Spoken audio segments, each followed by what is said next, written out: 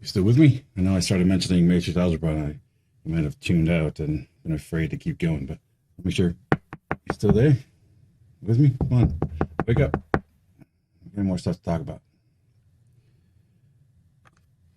We left off here, right? And we're trying to ease you into talking about these kinds of things as matrices, where if you look at an individual score, right? That's what we were talking about last time. So if this sounds familiar, you're not having a flashback or something, or you're not, it's not deja vu. Actually, I'm just talking about it again, so I figured it's worth talking about. You got Y for a person. This is a person's outcome score, whatever this is. And you got their predictor score for that same person. So this is X1 for person 1.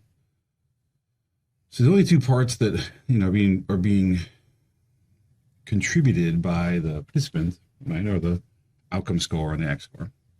We're using regression to figure out how the X's and Y's relate, and we're trying to find some level, and then we're also accounting for how good or bad our model is at capturing the relationship between X and Y. If it's doing a good job, these should be relatively small. If it's doing a bad job, they'll be bigger, a lot more variance in the error. We can start thinking about this stuff. We can start thinking about these things separately. So each person, right, we're looking at, we can sort of pull this out. Each person has a Y score. We can think about those as a separate thing. Y2, Y3, they all have these scores. Y4. We can think about those same people. This is like, say, subject 1, subject 2, subject 3, subject 4. Because the same people also have X scores. So this is X. So this is like X1, and this is Y. This is their X11 score. This is the X1 for person 2, X1 for person 3, X1 for person 4. Now, if I add in some grid lines in here, this is basically a spreadsheet, right? I start adding in some lines like this, right? Looking at like Excel or something. This could just be numbers for each person's Y, numbers for each person's X. We think about things as matrices all the time. We deal with them. Anytime you open up a spreadsheet, you're dealing with a matrix of numbers, and just a really large one. You open up SPSS, you're dealing with arrays and R and things. You're working with matrices. It's just we don't oftentimes call them that. We don't really think about them that way, refer to them that way. If I go back here for a second, instead of putting grid lines around this, let me take this out for a sec. We can think about this in a sort of matricey way. What I really have, forget about this for a second. And let's sort of not have these out here. I have an array of numbers, these, right? These Y's. And I have another array of numbers, like that. Just have two different arrays of numbers. Now these are just, like we talked about in the introduction to matrices sort of part, this is just a vector. This is a Y vector that is it's a 4 by 1 vector, 4 rows and 1 column. This is an X vector that has, technically it's an X1 vector. We could have more than one X1 vector that's a 4 by 1 also.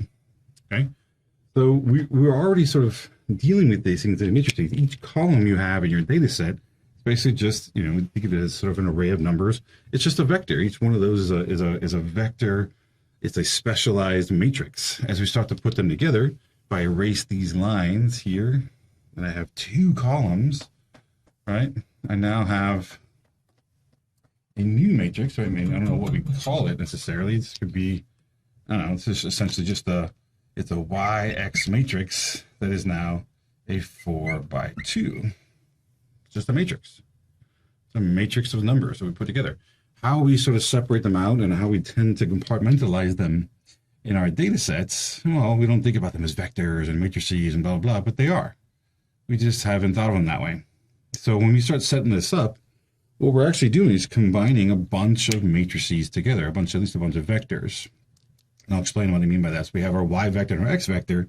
We also have a single scalar value for B because there's just one of them. We also have a single value for A. So they end up being just single little things. You have a B1 matrix. It's just a scalar. I also have in here an A, which is just by itself, just one of them, because there's no subscripts. There's just one A, there's just one B1. Now, I also have here a separate compartment, separate piece that is all the E's. I have, same way, I have an E1, I have an E2, an E3. Oops, was that too far up? An E3 and an E4. Right? If I just put little things around them, I now have an E matrix that is also a 4 by 1. Right? So we can start thinking about these as just different compartmentalizations of all the data. Right? What we tend to do is we have these, we have our Y, which is again a 4 by 1. We have our X, which is a 4 by 1, and this is X1. This is what we have. And we're trying to use these two things. We want to solve for these, right? It's part of the process. This is what we want to solve for.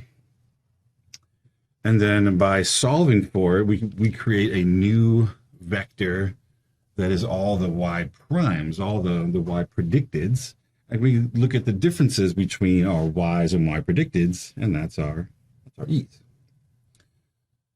So that if that's still not sort of computing together, so not clicking, let's sort of move forward the next couple of slides. Let's go through it again. Let's talk about it in a different way. So like I was saying a second ago, we know Y and we know the predictor values. We know what their X's and Y's are. We know those things. The unknown are the weights, those slopes, the coefficients like B and A. We don't know those. So that's what we got to solve for them. And this is where the matrix algebra comes in. Right? This is where we're going to start using matrix algebra to try to figure out how to solve for those A and B components of that equation. All right, this is the part where, like, pause this, get some coffee, or whatever caffeine or something you want.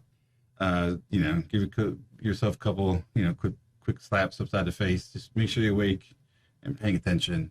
Let's talk about some matrix stuff. It's not hard, it's not difficult, but first time through, you may want to, focus. Right? Take some ginkgo biloba. Go meditate for a second, clear your mind. Come back and really focus. Okay? With me? So the regression equations, as we started to do on our own, they can be sort of reconceptualized as these vectors.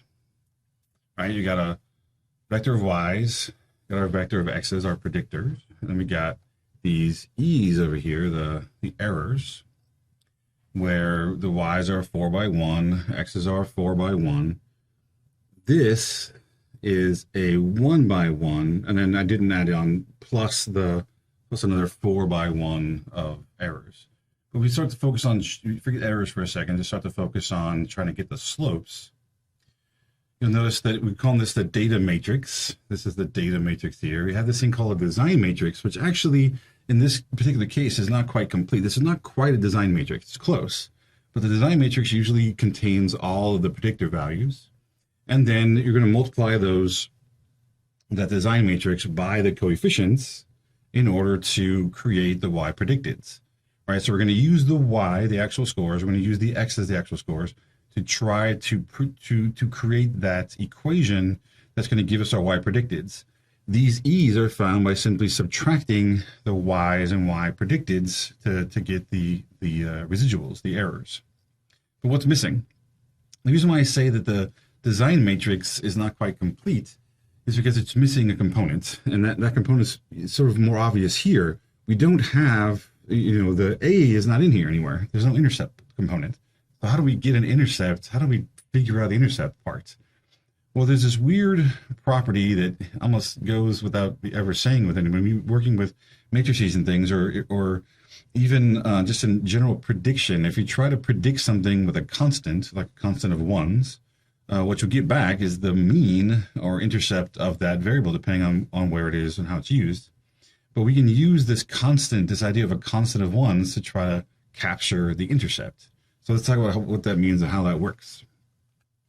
We can bring in the intercept by simply altering the design matrix with a column of ones. Usually when you see a design matrix, right, a design matrix in a book or somewhere like that, or even if you're using syntax in programs like SPSS or SAS or R and trying to put in your own coefficients, your own comparisons and things, they'll oftentimes require you to put in a column or a row of ones, depending on which way it's oriented. But you have to have this sort of weird constant of ones as part of your design matrix when you're trying to compute the coefficients. So this is a design matrix. Usually you have it's front loaded with a column of ones. So you have every person in the data in the matrix, in the data set gets a one. So if we had 100 people, there'd be 100 ones going all the way down your data set. And then all their X scores there too. And you use that to capture the intercept value, okay? I'll explain more about that in a second, but this is generally what a design matrix looks like. It has the ones capture the intercept, the actual predictor then is, we can use that to then capture the slope. And again, the difference, just so we're really clear, the reason why the E's are being sort of left out of this somewhat, I'm not really, the E's are there and we're focusing on Y's, but the real equation we're trying to work with, right, are the Y predicteds. Well, Y predicteds, if I take Y predicted and subtract the actual Y, that is your E. Each E is just the difference between the predicted score from the equation and the person's actual score. So each one of these E's, we can actually compute by subtraction. Once we actually figure out the intercept and slope, we apply them to the predictor, and we actually get Y predicteds, and then that's just the difference, okay? If we include the difference between the Y and Y predicteds into this equation, we can then bring Y predicted back to Y. We can actually compute Y by bringing in those errors. That's why it's sort of written this way. It seems a little strange. But let's think about it the way we normally would, which is we're trying to set up a Y predicted equation to get our line, our predicted line, and compute our slope and intercept values. So column of ones, you may or may not have ever seen this before. If you go back and look at some syntax you've used, especially stuff that's been generated like in 485 and other places where you're trying to put in your specific comparisons, those matrices like an SPSS they're front loaded with ones, and that's it for that exact reason. It actually brings in the intercept, which is in that case in like an ANOVA, when things are contrast coded, the intercept ends up being the grand mean. So we use the constant of 1 to establish the grand mean and then look at how the groups differ from that grand mean. Anyway, if that doesn't sound familiar, that's okay. We're gonna look at it going forward and give you an example now here as well. In regression, if you regress an outcome on a constant of 1s, you get back the mean of that variable. So if I just were to take in Excel or something and say, hey, I want to create a regression equation where I take Y and I predict it with 1s, you're going to get back, it's going to come back at you with just the mean, your coefficient, your slope for that's just going to be the mean. It's going to say, hey, Y equals the mean. This only works in the sort of matrixy approach. We try to do by hand stuff like those equations that we've used, before. You may have learned something like the slope equals like the correlation over the correlation times S of Y divided by S of X or something like that. So this is like a conversion. There's also a slope that is all the sum of X stuff. There's another equation that you can find out there about those. There's lots of different kinds of equations for slope. There's also the slope equals the covariance between X and Y divided by the variance of X. There's lots of different equations you can come to where you're sort of computing these values by hand. If you try to do those, this is not going to work quite like that. This is sort of the matricy approach that the computer programs often use. When they go to run it, you'll get the mean if you try to regress a variable onto a constant like 1. All right. So I'll show you an example of that here. Computer programs like SPSS, Excel use this matrix approach to compute things, especially as the numbers get larger. It's actually more efficient to sort of do it this way. And so here's a small, this is a data set with, just a few cases. Here's a Y value, here's an X value. And then I just have this constant. In Excel, I just sort of put in a constant of ones. So you can see that the mean for y is 45. The mean for x is 72. They have their standard deviations, right? But I want you to focus on this 45 for a second. So if I were to take in Excel and say, hey, I want to predict y with just this constant of ones, I should get back a coefficient that equals 45. It should tell me that the mean of y is 45. Let's see what happens. So I stuck it in there, and if I run it just the regular way, I put in x and y at the same time, it gives me my multiple r, my r squareds. It tells me that x and y are 40% overlapping. You get the adjusted r squared. The standard error here relates directly to this residual variance. So whenever you see the ANOVA for an regression equation, this is the variance form of this standard error. So if I take that 8.08237, let's see, 8.08237, and I just square it, I get 65.3247. I get this. All right, so that bit of information, and most of the time when you get regressions, it's the same in SPSS and other programs too, where this value is the variance form they're using to compute this F value, to give you an overall omnibus sort of test of the relationship. That is just the squared version of the standard error that they give you here. Okay? So I get back, I put in x as my predictor. So let's go back a second.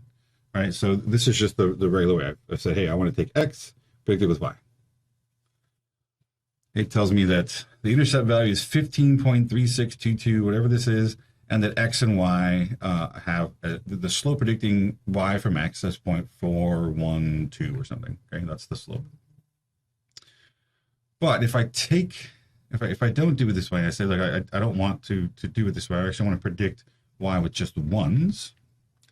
For that, I actually have to tell Excel to not also compute the intercept, because it's sort of, if I can compute the intercept and the intercept simultaneously, you'll get an error and it won't work. So I told it to not compute the intercept for this run. It tells me the multiple r squared and all this stuff. This is sort of weird. This is all information about how y is predicted by this constant. For the most part, I don't care about any of this stuff. This is not really that important. What I do want to know is when I regress y onto the ones, what I get back as my slope value is 45. Right? So 45 here, recall, is the mean here for y. So regressing y onto that constant gives me 45. Now, what if I want to predict y with x and the constant together? If I actually put those both in together, what I should get back for x is the slope between x and y, and I should get back the same intercept value for that constant as well. So remember here, I didn't compute the intercept. Now I'm putting it again. I told it not to compute the intercept separately. I actually put in the x value and the constant at the same time. So when x is in the model, I get that slope that I got a second ago when I just ran it by itself. Here's the same slope, 0.4163, whatever it is. And then I get the constants, 15.362, which is the same number as I got when I ran it just in a regular regression. So by regressing at both, by having x in the model, I no longer get back the mean, because I only get the mean if it's the constant alone. So if I put the constant in by itself, I'll get the mean for y. If I put the constant in at the same time as x, it now shifts over to computing for me the intercept for y predicted by x, and then I get the slope separately. So I can actually get those slopes, the coefficients, the slope and the intercept, by simply using x and this constant. By putting both these predictors in at the same time, this gives me the intercept, this gives me the slope. So that's what I said a second ago, right? If I just add in a constant of ones into this process, I can use that to compute the intercept. I can use then the x's to compute the slope. And that's basically what I'm showing here, that you can actually do that manually and get the same answers as if you run it normally through the regression component in Excel and get those values computed for you.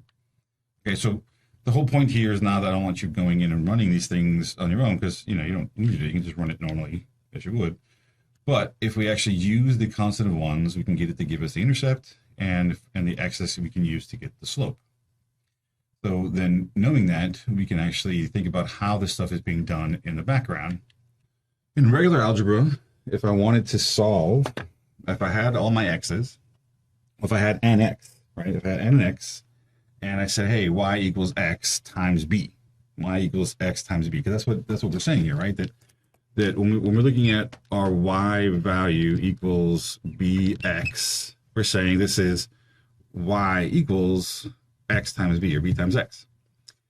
The difference here is we're talking about these in terms of vectors. These are, an array of numbers. But if I go think about this as a single number, if I had y equals bx, and I wanted to figure out what b was, I could simply just divide both sides by x, and I would see that b equals y divided by x. I could just divide y by x, and that would give me the slope. Well, that would give me the b. Right? That would, if this were single scalar numbers, this would be pretty easy to do. I could just solve for b. Well, in the matrix form, we're basically going to be doing the same thing. We're going to be saying, hey, I'm going to solve for the slope by taking my y vector and dividing it by my x vector, except, as we talked about in our matrices introduction, there is no divide in matrices. We instead have to find the inverse of x and multiply. All right.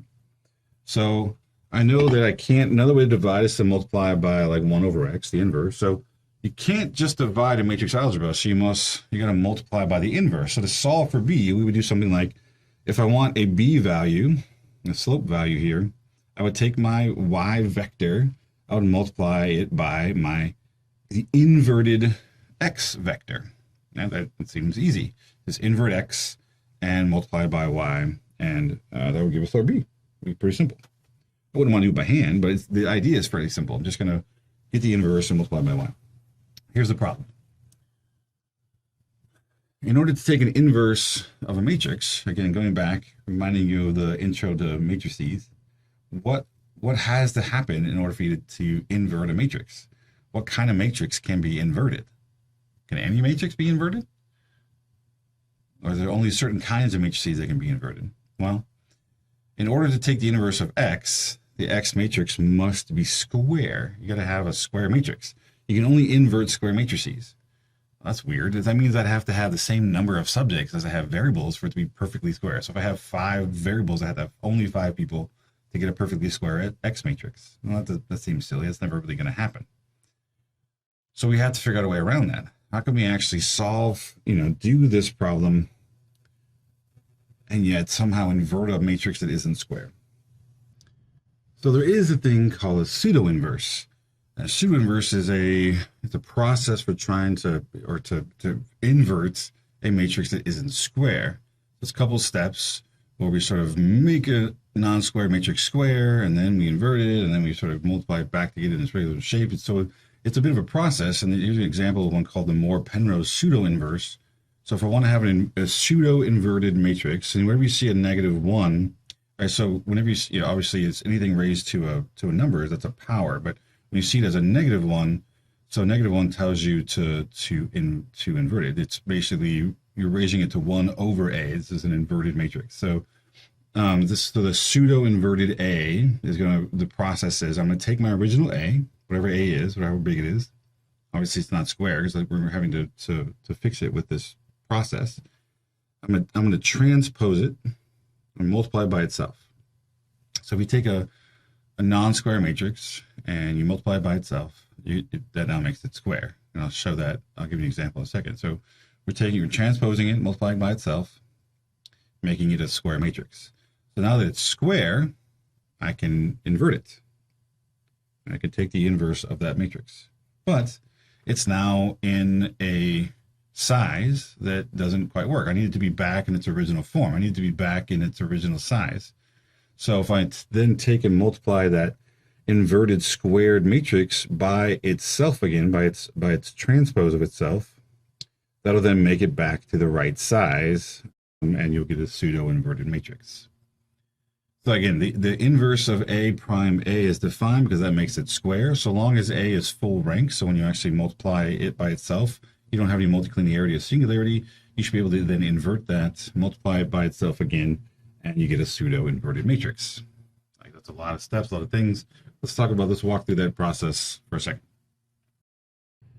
All right, so as an example of how this Moore Penrose pseudo-inverse works, let's go back and use that data that we used with Excel and stuff, and to remind ourselves what that looks like.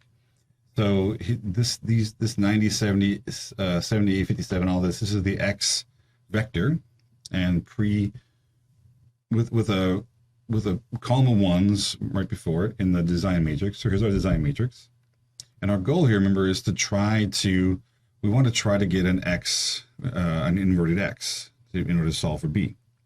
Go back a second even more. Let's remind ourselves. So this is our X, 90, 78, 57. These are our values for X.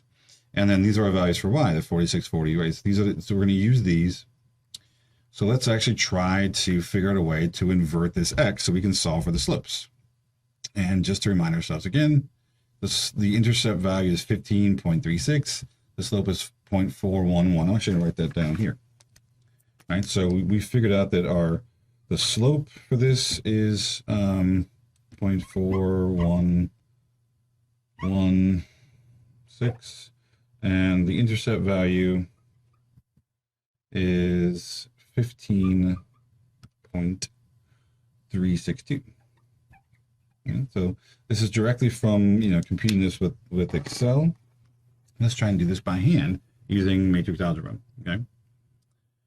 So to do that, we're going to use this pseudo inverse and take that non-square X design matrix and try to invert it.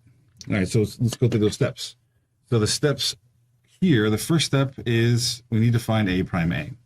So in this case, we're defining A as our design matrix, which has our X values, and it has this preloaded column of ones.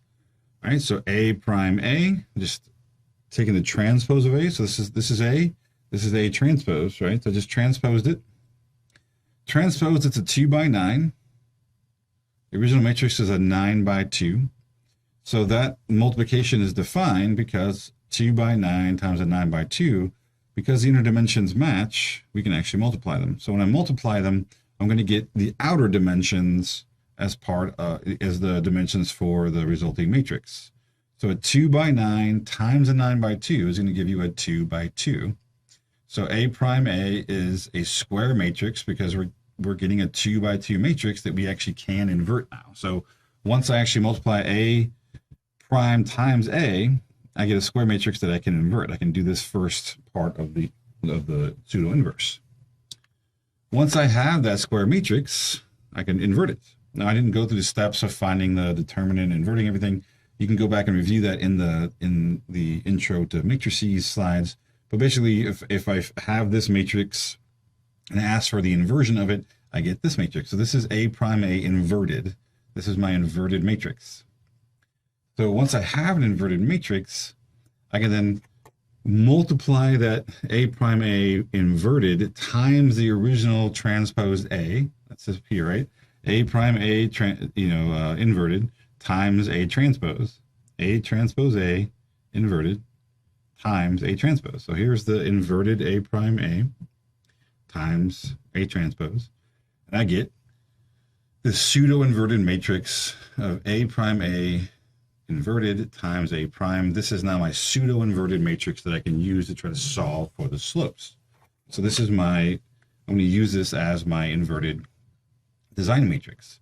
So if I take that, here's my inverted design matrix. Notice it actually is sort of transposed, right? Because the original matrix is this way, and this is this way, but it actually works out because this pseudo-inverted matrix is a 2 by 9. We're going to multiply that into a 9 by 1, which is our Y values to get our slopes. So as I do that, multiply this by the Y values, taking my pseudo-inverted matrix times my Y. What I get back are these two values. Right? So I get a B matrix. Now, it's a little confusing, and I think this is on another slide, but oftentimes you'll see B0 referred to as A. So instead of saying the intercept is A and then B is the slope, everything's a B. B0 is the intercept, B1, B2, B3, all the other B's are slopes.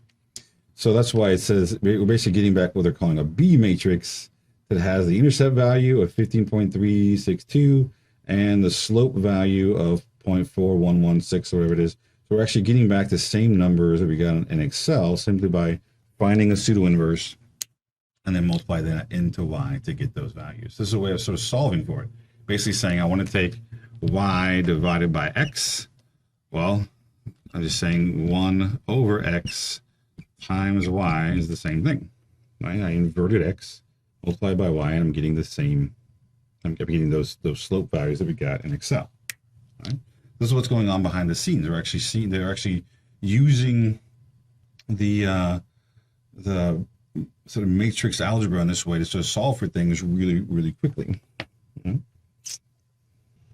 All right, so we figured out how to, estimate the slope and intercept using ones and pseudo inverses and that kind of stuff. But let's transition away from that and to figure out like estimation. The goal of so what we're trying to do is estimate a relationship. We're trying to figure out how much x and y relate, and it's part of the slope. Okay, so that's why people tend to focus more on the size and significance values for the slope, because we're interested in the relationship. We want to predict. We want to be able to know how much they're related to one another. The goal of an estimator is to try to provide an estimate of a particular statistic based on the data, right? So most of the time we think about estimators all the time. We estimate the means of populations from samples. We estimate standard deviations. We estimate all kinds of stuff. In this case, we're estimating the relationships, whether it be a correlation, slope, or we're trying to estimate how much x and y relate to one another. We can also characterize estimators in terms of good or bad. Sometimes some processes for estimation are better than others, and there's different ways of sort of characterizing that. I'm not going to go too much into it, but there's different ways of characterizing it. If you think about the bias of an estimator, we want estimators to be unbiased. So one of the reasons why we use the mean as an estimator from the sample to the population instead of like the median or the mode is because it's the least biased. So the mode has a lot of bias in it. The median also has bias. It depends on what you're trying to estimate, because some people will argue that the median is less biased than the mean, because especially think about housing prices, for instance. We often have to report the median because there's so many houses on the very high end that we're introducing a lot of bias in estimating the average by using the mean because of all the skewness and outliers at the top. Anyway, bias here, an unbiased estimator converges to the true value with a large enough sample size. And that's also why we tend to use the mean. As we take samples from the population, repeated samples will converge on, it'll average out to the average of the population. Each parameter is neither consistently over or underestimated, so that bias is in terms of, is it over or underestimating as you're taking samples from the population. So when we're computing things like the slope, intercept, correlations, means, standard deviations, we're trying to estimate those parameters in the population. We want estimators that are not biased. We want them to to converge on the true value and not over or underestimate too often. Okay, so that's bias as an estimator. We also can think about estimating things by likelihood. There are things like maximum likelihood estimator is the one that makes the observed data the most likely. It's a bit reversed. And when you get into something like latent variable models or other things, you'll talk more about sort of maximum likelihood, ML estimators, because as data gets larger and the models get more complex, it becomes ML estimators become better estimates than, say, ordinary least squares estimators and other types that we typically use. Because when we do like simple regressions or even multiple regressions or ordinary least squares type estimators, and I'll talk about that in a second too. But if we compute an estimator that makes the data the sort of most likely, that's what this is talking about, then we can think about the sort of likelihood as a process for computing for judging the quality of an estimator. We can think about efficiency is another one. I think I say the most efficient. So we think about the variance. If we take we estimate values in different ways using different approaches to estimate, say, the slopes or something. The process, the estimation procedure that actually has the less variability across samples, if you do it over and over again, the one that sort of has the least variability is going to be the most efficient. Right? It's tight around the estimator. So not only is it not biased, because we don't want to be biased, we want it to sort of average out to the population. Or like, if the population value is here, and we take a sampling distribution where one of them, they're both not biased in terms of they're pretty good at estimating the population, but one is a bit tighter. The one that has the lower variability is going to be more efficient. It's actually hitting the target and doing so with less variability around it. This estimation procedure is going to be better than others. Sorry, it's another way of thinking about it too, is the efficiency of the estimator. Those that are more efficient are sort of better. We want them to be unbiased. We want them to have high likelihood. We want them to be efficient and have the lowest variability possible. Okay? So why am I mentioning all this stuff? Well, we typically use, again, I mentioned ordinary least squares. We tend, the methods that we're using here, using the pseudo-inverse, the methods that you use before in computing the slope and intercept, they've all used basically a least squares approach. We want to pick a line, right? So as we're trying to compute the variability, actually, let me take this out for a second. We're trying to compute the variability, try to compute the prediction equation. All right, I want to have my x, I have my y. I'm just doing it for one, but you get the idea of even if we had more predictors. There's a bunch of points going through, out here like this. As technically, wherever these two, the mean for x and the mean for y, wherever those two meet, right? So if I think about it going out here, or even use a different color, wherever those two lines, those 2 points meet, any line that goes through that point is going to be a pretty good prediction line, right? It can go anywhere you want. It's going to be okay. I mean, infinite number of different lines that can look at the relationship between x and y as long as it sort of anchors on this one point. So how do we judge? How do we know which one's the best? So we tend to use least squares. So the way we figure it out is that we want a line that looks at the difference. If I actually put my line through here, I use yellow. If I say, look, if I apply our regression equation, I get this line. I can start looking at the differences between each of these lines, like from this point here down to here. That is an E. That's a residual. Okay. I want the best estimation, the most likely, and the one with the least variability is the equation that we've been using, the process for finding the slope, this ordinary least squares. As long as you sort of meet all the assumptions, it's going to be judged as the best because the difference between y and y predicted, right, squared is the smallest, right? Right, so of all the different processes to find this line, the line that actually follows the slope and intercept values the way that we're computing them will have the smallest sum of square differences between y and y predicted. So all the residuals will be the smallest. This has the smallest residuals of all of them. That's why it's oftentimes called least squares regression.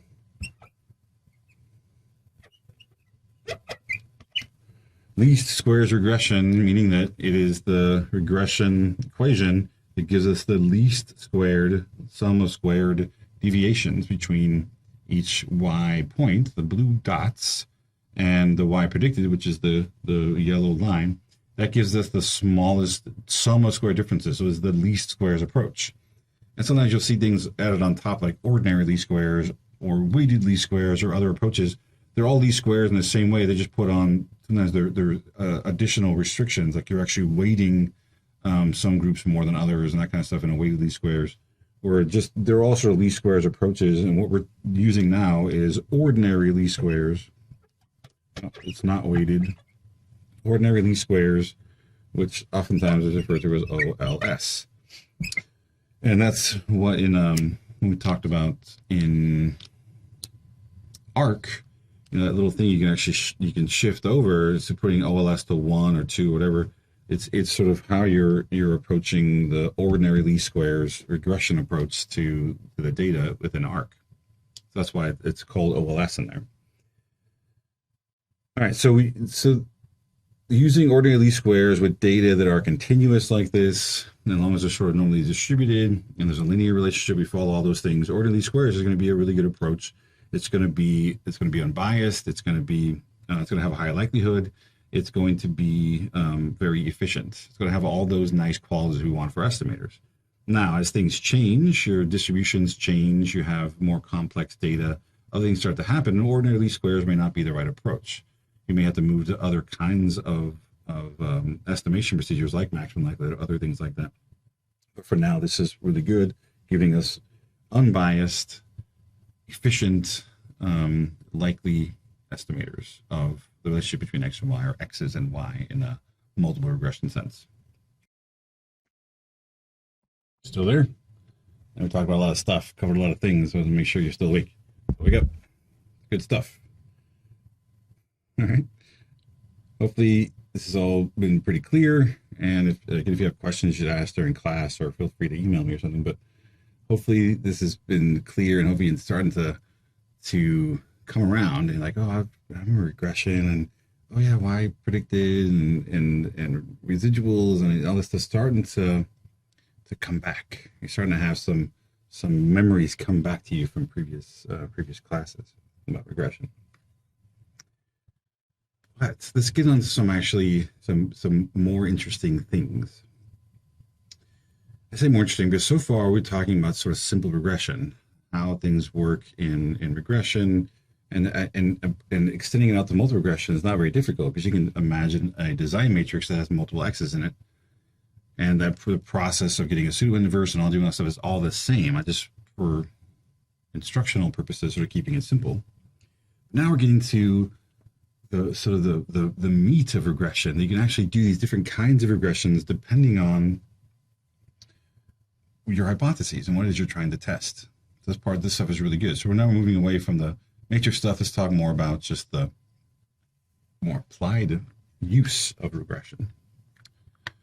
Okay, so in multiple regression, you have, often it's called standard or simultaneous regression. Okay, you may hear about it called other names like just regression. Oftentimes when people do a multiple regression, I think most people assume that they're doing a standard sort of simultaneous regression, all the predictors going at once. So if they're not mentioning doing some other kind of method, forward, backward, they're probably doing just a simultaneous version, right? Or they may mention stepwise or other things. In that case, it's not standard. But if it's not mentioned, it's sort of, this is assumed to be the sort of the default. So everything goes in at once. We're sort of kitchen sinking everything. Everything's just going in at one time. In programs like SPSS, or even in R, there's similar language, and in SAS and other places, similar types of approaches. You're going to put all the predictors in at one time. You're going to put in your outcome. So I want Y predicted by these predictors, and you're putting them in all at once. Okay. It's going to calculate all the coefficients simultaneously, and each one is going to be controlling for all the other predictors. So when looking at the relationship between x1 and y, it's controlling for x2 through k, how many x's you have. When I'm looking at the relationship between x2 and y, it's controlling for x1 and x3 through k. Okay, so the control is happening simultaneously. Everything's being controlled for everything. All the overlaps being removed from the model between all the predictors. It's computing only sort of unique relationships between each predictor and the outcome. And that's the sort of way most people approach doing regression. It's sort of like, let's control everything for everything and see what sticks. It's like, let's throw everything at the wall and see what sticks, okay? In SPSS, this is called method equals enter. I'm going to focus on talking about the approach in SPSS because that's what we're going to use for the class. In a program like R, you'd have to do, you'd basically just run like an OLS model and just put all the predictors in at once, and that would give you the same standard simultaneous regression. It'd be like y tilde all the x's in one model. Okay, so there's no method equals enter in like that, but it's the same idea. You're putting them all at the same time. In SPSS, put them all in, leave the method as enter, and that's it. You have a simultaneous regression. And we have something called, so now there's different types. Oftentimes they're called hierarchical regression, but I try not to use that term because there's also hierarchical regression that is equivalent to multi-level modeling that can confuse things a little bit. So I oftentimes don't call it hierarchical, I call it sequential. So doing a forward sequential, what does a predictor add to the prediction equation over and above the variables already in the equation? What does that mean? What does a predictor add to the prediction equation over and above the variables already in the equation?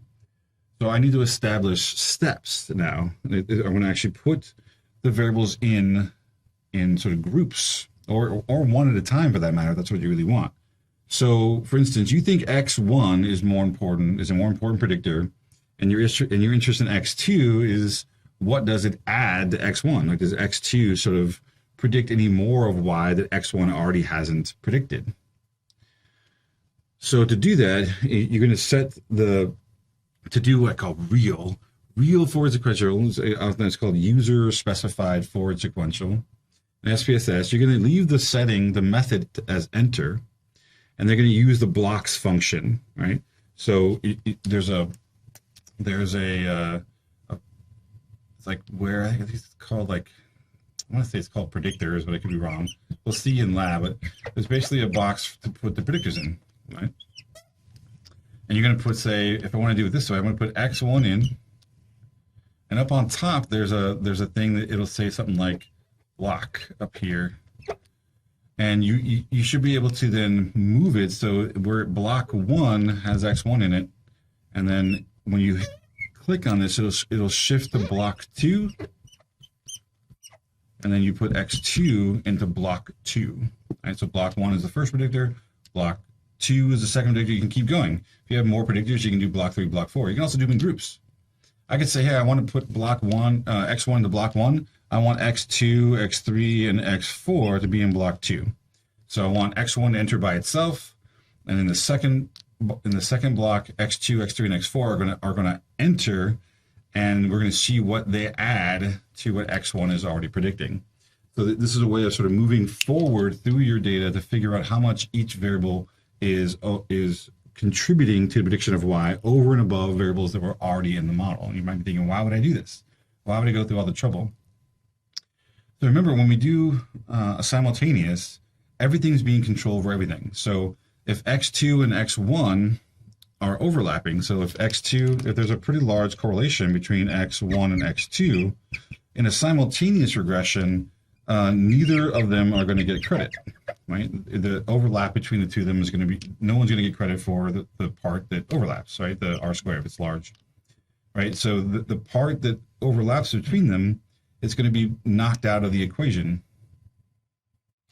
However, if we do the blocks function, even though they have they may have a large r squared, x1 will get credit for all of it, and then x2 gets no credit.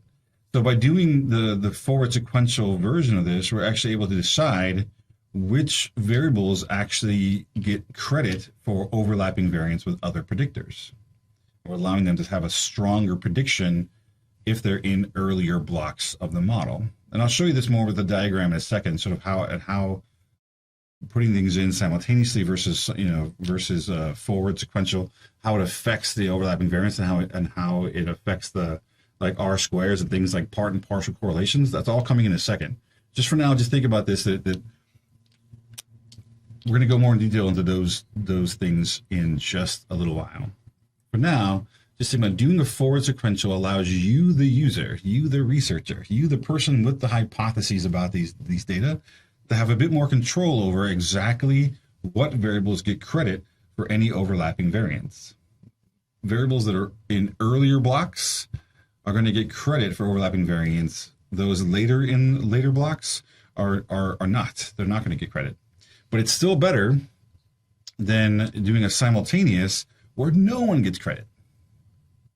Right? Because you can have two very strong predictors that have a lot of overlap, and then when you go to actually do a simultaneous regression, neither one of them get credit, and it looks like neither one of them are significant predictors. Well, that seems silly. If you do a forward sequential like this, you can then decide who gets credit for it and who doesn't. By who, I mean variable, not person. Okay? So you're going to leave this to do a user-defined forward sequential. You're going to use this as enter, and you're going to put them in. You're going to decide where they go in which order. There's also a statistical forward sequential. So the last one was user-defined. You decided what order. You said, hey, I want to go, the order is going to be x2, and then x3, and x1, and x4. You decide exactly what order they go in. You can also switch the method to forward in SPSS. There's also different ways to do this in R and other packages and stuff, but the method equals forward in SPSS. You put all the variables into the predictors. They just all go in, put them all in. You don't need to use the block function at all. You just put them all in to the same box, switch it to forward, and then the computer, right, SPSS, will then make the decision of which variables enter and in what order. Okay. So what it's going to do is it's going to start with y equals a. You're going to get what's called a block 0. So block 0 is basically y predicted by the ones. It's going to be the mean. And then it's going to look for, it's going to go through a series of tests to see if I were to add a variable in to this equation, a plus each variable separately, which one of those has the lowest probability or has the highest like t test or f value, right? So usually has the lowest f probability, meaning it has the largest contribution. It's the most significant predictor. But it's only looking at them individually, separately. So it finds the one that the x, the predictor that has the largest f value, the lowest f probability. And usually there's an entry criterion, which means that it has to be less than 0.05 to even enter. But then the one that enters first is the one that has the lowest f probability. It goes in first. Okay. The remaining predictors are reevaluated given the new equation, because now we have y predicted equals a plus whatever that first variable is. It goes to and tests all the remaining variables. The remaining variables that actually has the lowest f probability, as long as it has to be lower than 0.05 to even enter, but the one that has the lowest gets entered in next. It does it again for the remaining variables until the remaining variables, when they're tested, none of them have a probability, an f probability that's below 0.05, and it just stops. And all the other variables then don't get into the equation. So once variables enter the equation, they remain. They can't leave again, and I'll explain that in a second too. So with forward sequential, variables can only be added to the equation. Once they're in, they stay. Even if they go back to non-significant, as more variables get added, they still stay in the equation using forward sequential, the statistical forward sequential in SPSS. So this continues until either all the variables are entered in some order, or no other variables meet this entry criteria, and then it stops, and that's your model. So the computer can find it statistically for you and tell you exactly which order it should go in, from the most predictive down to the least predictive, and then the ones that aren't predictive at all get left out. That method equals forward. All right, well, we can also do backward sequential. What? Why do I want to do backward sequential? Let's say you have a bunch of predictors and you're trying to simplify. Oftentimes when you have a lot of predictors, a lot of things going on, it's complicated, a lot of things are overlapping. You want to simplify things down some. You want to try to remove some predictors so it's not so burdensome to have all those predictors in there. So can predictors, so this goes along with this idea of parsimony, which you hear come up a lot, especially with the larger modeling things like SEM and stuff. People are always trying to shoot for parsimony because there's always a lot of stuff going on. So how can we simplify things down? Can predictors be removed from an equation without hurting the prediction of y? In other words, can a prediction equation be simplified? So this is where now all the variables are in, You put all the variables in there. Can we go through and test each of the predictors to see if we can take it out without making the prediction of y substantially or significantly worse? All right. So you know there are a set of predictors of a certain variable, and you want to know if any of them can be removed without substantially weakening the prediction. Because a lot of times you have a bunch of predictors in, especially if there's a lot of overlap between predictors, you probably don't need both of them in. You can probably get rid of one and keep the other. So in SPSS, you're going to put all predictors in block 1, method equals enter. If you want to do this, so this is a user-defined backward. You put everything into block 1 as method equals enter. You go to block 2, now you put in a variable you want to remove from block 1, and then you switch it to method equals removed. Okay. All that, so block 1, everything goes in. Block 2, you tell it what to remove. Block 3, you tell it what to remove. You keep doing that if you want to keep removing variables to see. That way you can then see if there's a significant change, if the model gets significantly worse by taking these variables out. Because sometimes you have an idea of variables you think might not be working very well, and you want to see if you remove them, if you can do so without substantially, significantly hurting the model. This is what you do. More likely, if you don't really have a hypothesis about what variables to remove, you might use something called a statistical backward sequential. This is where, again, you're not quite sure exactly what variables you want to remove, but you want to test them to see if they can be removed. So you're going to put all the variables into block 1. Everything goes in. And what it's going to do is it's going to test all the variables that are in that model as a simultaneous thing. It's going to look at a simultaneous model, and it's going to test each one of them to say, hey, if I remove it, are any of these reaching a criteria where the probability is greater than 0.1? So remember, entry criteria is 0.05. This is now the exit criteria. So if they have a probability, an F probability that is higher than 0.1, it then gets kicked out. So the variable that has the worst probability, now if all the probabilities are lower than this, they all stay. Okay. But if there are variables that have a higher than 0.10 probability, the variable that has the worst probability, the highest probability, gets kicked out. It then does it again with the remaining variables. If there are any that actually meet this exit criteria, if there's just one, it's kicked out. If there's more than one, it kicks out the worst one. It does it again. And it's going to keep doing that until none of the variables meet this exit criteria, and it stops.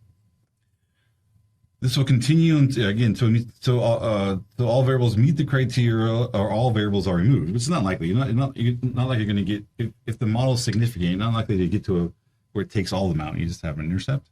But it's going to keep doing it until all the non-significant variables are removed. Again, with this, once a variable is removed, it can't be added back in again. It's just forever out. Even as other variables come out, that other variable that was out might have been significant, but you won't know that because once it gets kicked out, it stays out. It doesn't get tested again.